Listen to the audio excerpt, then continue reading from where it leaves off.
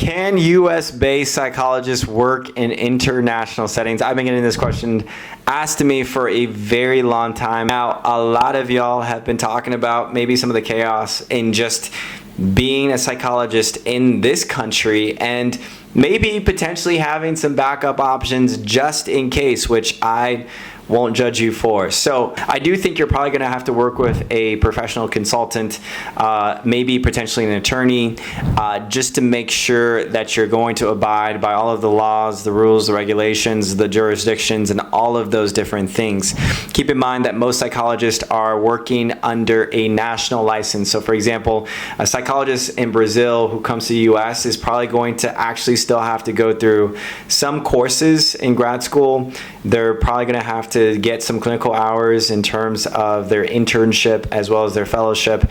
And then they're still going to have to take our licensure exam, the EPPP, in order to become licensed here. So psychologists in other countries are not going to be automatically psychologists here because there's just rules and regulations that we make people go through. Essentially, we make people go through almost the process twice just to become a psychologist here in this country, even though there may be a psychologist in another country.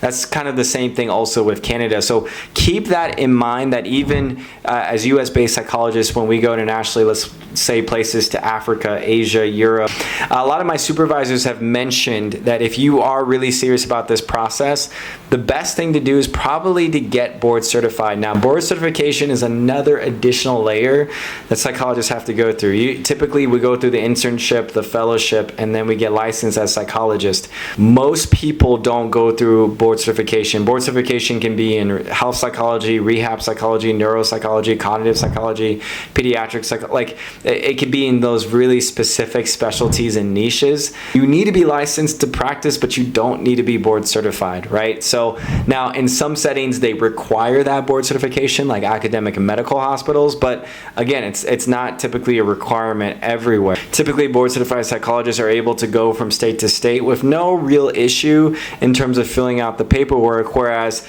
if, let's say, I'm licensed in North Carolina and I want to move to California, I might have to do some additional things to also get my licensure in California, whereas someone who's already board certified might have a little bit of a smoother process. This also translates internationally. So if someone is board certified here in the United States, they might have a little bit of an easier process. Usually it's just because they've done tons and tons of paperwork already to be able to translate their license somewhere else. Maybe they can work in international, specifically international hospitals or government or military systems.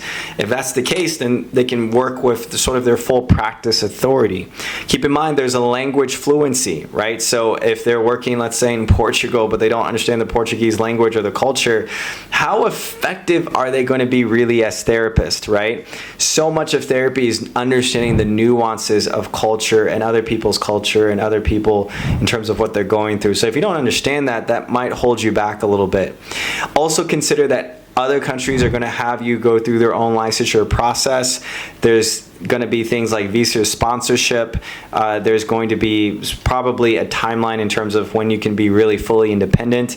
However, maybe you're not looking for a clinical role. Maybe you're looking more so for a consultant role as a researcher, as a faculty member, as a policy advisor, or more as a global mental health specialist. This means that maybe you might be more in an administrative role.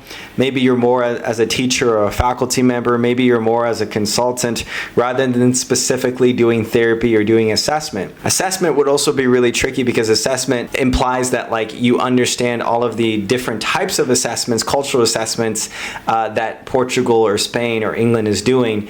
Chances are they're doing different assessments than we're doing here in the United States. I would look into high demand international settings. So like places like humanitarian and refugee programs, trauma recovery places, public health, military and VA, or international schools and universities are probably going to be your best bet in terms of getting work in those areas. I have seen most psychologists shift towards coaching, consulting, and psychoeducation rather than, again, the clinical practice. As a psychologist in other countries, there most likely will be lower pay. There will be a slower licensure process. There will be some complex visa situations that you'll have to deal with. And there might be some really high intense emotional strain train if you're going to work in those humanitarian settings. The other thing that I've had so many people talk about is that, because other countries have free education to be like a doctor, those doctors aren't necessarily in high esteem or prestigious jobs like they are in the United States. Like when we see doctors here in the United States, we're like, oh my gosh, you're amazing, you're educated, like all this other stuff. Because education is free or is super accessible, and because doctors are literally paid just as much as plumbers or other careers, they just don't have as much prestige. And so don't think of yourself going to this country and other people kind of looking at you some type of way as having a doctorate. Personally, for me, I think it's not bad to have a backup plan. I am a dual citizen myself. I'm actually very proud to hold dual citizenships in two different countries, and so I don't blame people. I think it's smart. I think you just never know, and it might be something to potentially look into. So if you have any further questions, definitely put it down in the comments section below. Again, my name is Dr. Phil Sarpong. I help students get into graduate school, stay in graduate school, and be successful in graduate school, but also be successful in their early career. And this channel is dedicated to all things psychology, wellness, and graduate school. So follow me on all of my platforms at Phil's Guide to PsyD. Like and share this video, subscribe to the channel, and I will hopefully see you all in the next video.